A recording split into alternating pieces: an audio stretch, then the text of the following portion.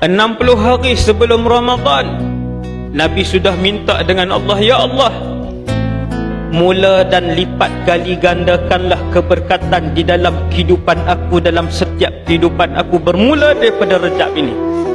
Ulama kata antara sebabnya ialah nak bagi tahu bahawa Rejab, Sya'ban dan Ramadan ini dia ada kelebihan dia yang tersendiri berbanding bulan-bulan lain yang juga ada kelebihannya.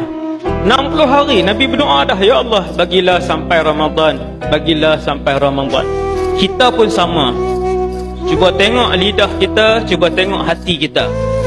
Berapa kali kita berdoa kepada Allah untuk Allah sampaikan kita ke dalam satu bulan yang merupakan bulan perayaan kepada umat Nabi Muhammad sallallahu alaihi wasallam. Kalau kita sebut cerita tentang Al-Imam Syafi'i, seorang dia aja, tak payah cerita yang 100 orang lagi. Imam Syafi'i khatam Quran 60 kali dalam bulan Ramadan.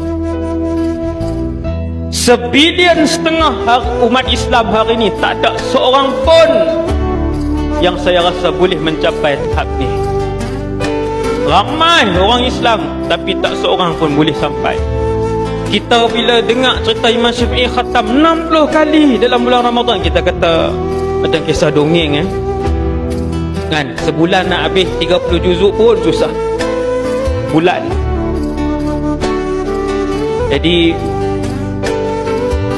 keberkatan ni lah, keberkatan masa, keberkatan keluarga, keberkatan anak-anak, keberkatan ringgit, keberkatan kehidupan, inilah yang diajar oleh Rasulullah sallallahu alaihi wasallam.